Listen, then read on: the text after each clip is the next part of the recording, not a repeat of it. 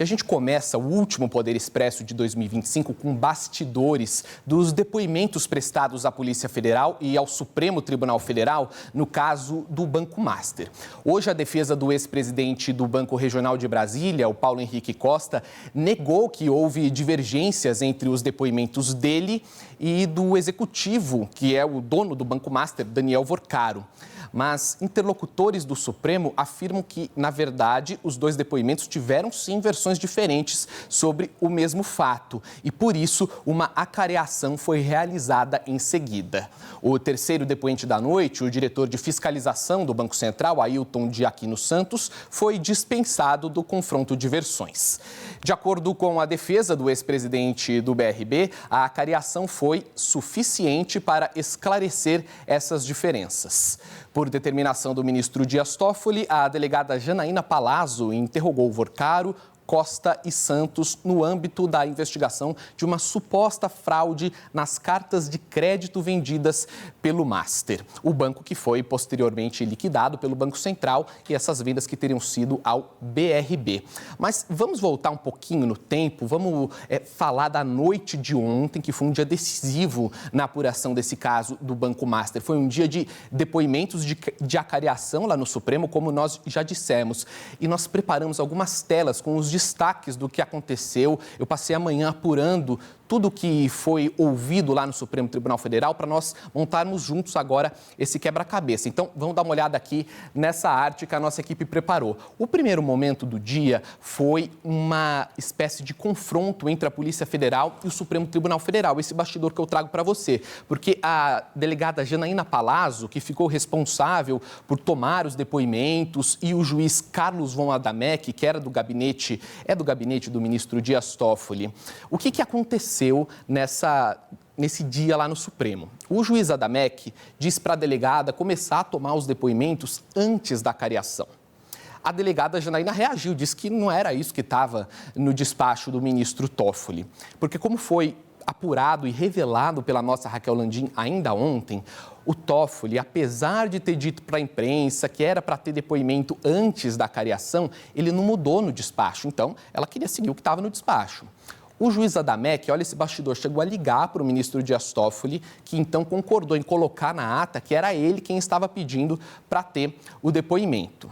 Então, vamos para o depoimento. O que acontece depois disso? O juiz trouxe para a delegada uma lista com perguntas e ela não gostou nada disso, disse que ela mesma quem faria as perguntas, e ela foi lá e ligou para o seu chefe, o diretor-geral da Polícia Federal, Andrei Rodrigues. E depois desse desentendimento, só então começaram os depoimentos. Então, próxima tela, o primeiro depoimento foi do Daniel Vorcaro, o dono do Banco Master. Olha aí a foto dele. Então, dono do Banco Master, durou 3 horas esse depoimento. O que aconteceu? Ele negou que havia irregularidades no Banco Master, negou que ele tenha causado prejuízo ao BRB, o Banco de Brasília, e disse ainda que a liquidação determinada pelo Banco Central impediu uma solução definitiva para o Banco Master, ou seja, a venda que ele estaria fazendo para o grupo Fictor. Esse foi o primeiro depoimento. Depois veio o depoimento do Paulo Henrique Costa. Quem que é ele? Ex-presidente do BRB. Um depoimento que durou 2 horas. E o que ele disse? Disse que já sabia que parte do Banco Master não era viável, que ele só ia comprar uma parte, o resto ia ser liquidado. Disse também que tinha pareceres de advogados recomendando a compra do Master e disse ainda que comunicou as inconsistências encontradas no balanço do Banco Master para o Banco Central. Isso durou 2 horas. E vem aí o terceiro depoimento. É o depoimento do Ailton Aquino dos Santos. Quem que é ele? Diretor de fiscalização do Banco Central. Foi um depoimento um pouco mais curto, de 1 hora e 20 minutos. E o que disse o diretor do Banco Central? Disse que a crise do Master já vinha desde 2024, crise de liquidez. Disse que ele pediu uma solução definitiva para o Master, que o Master havia sido notificado para assinar um termo de conduta indicando o que faria para resolver aquela crise de liquidez, e que o Banco Central levou todas as irregularidades apontadas neste balanço para o Ministério Público Federal. Tomados os 3 depoimentos, veio a última fase do dia, a acareação, que foi quando foram confrontadas as versões.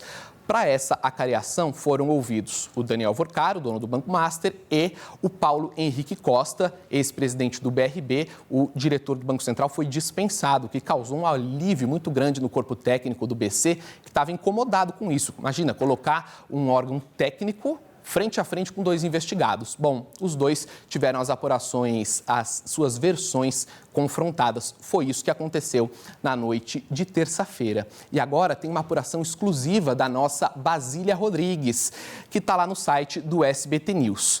A defesa de Daniel Vorcaro, que, como nós estamos falando, é o dono do Banco Master, apresentou um pedido ao ministro Dias Toffoli para apurar o vazamento das informações do depoimento do banqueiro.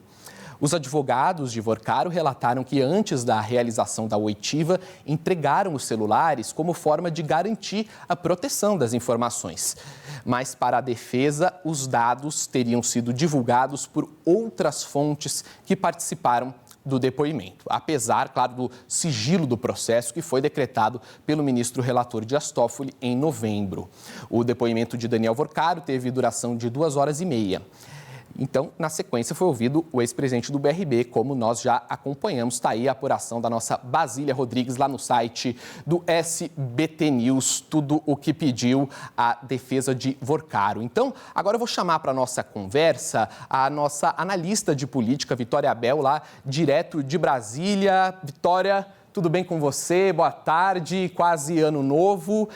Vitória, um dia absolutamente atípico em Brasília ontem, né? Cheio de notícias, algumas delas até consideradas boas para o Banco Central, porque, como eu até já disse, existe uma tensão com essa ideia do ministro Dias Toffoli confrontar um diretor do Banco Central, que é uma pessoa técnica, com 2 investigados. E esse cenário não se concretizou. Então, claro que foi um alívio para quem estava preocupado com a autonomia do Banco Central, né, minha amiga? Boa tarde.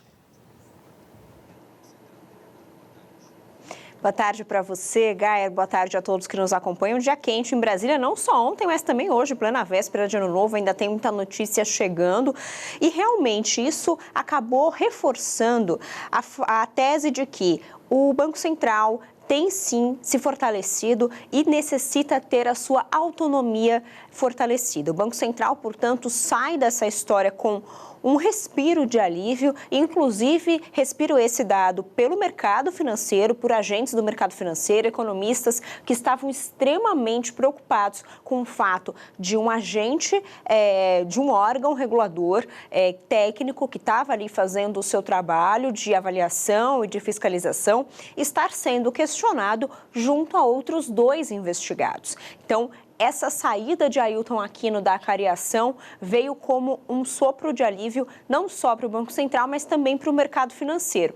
Lembrando que hoje o Banco Central ele tem autonomia administrativa, ele pode tomar qualquer decisão sem ter consulta ao governo central, ao Palácio do Planalto, mas o Banco Central ainda não tem a autonomia financeira. E é isso que o BC vem buscando nos últimos meses, e essa situação pode reforçar a possibilidade e a tese de que o Banco Central precisa dessa autonomia financeira. Existe um projeto de lei tramitando no Senado Federal, um projeto de lei complementar, que prevê justamente que o Banco Central tenha o seu próprio orçamento, que não dependa de autorizações do Palácio do Planalto, do Orçamento Federal, do Ministério da Fazenda, para fazer contratações, para ter mais verba, inclusive para investigações e fiscalizações.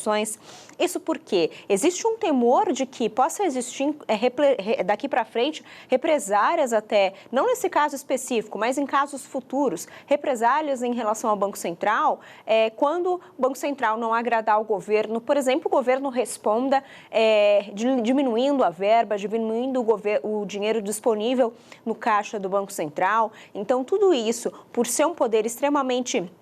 Aliás, por ser um órgão extremamente poderoso, é que o Banco Central insiste em ter uma autonomia financeira e, de acordo com técnicos que defendem isso lá dentro do BC, toda essa situação pode reforçar esse pedido e pode trazer à tona novamente esse projeto de lei para discussão dentro do Congresso Nacional. Fato é que toda essa situação acabou levando o Banco Central a sair da melhor forma possível e trouxe aí um respiro e um alívio alívio tanto para o BC quanto para o mercado financeiro. Gaia. Com certeza, um respiro fundamental para esse fim de ano, Vitória.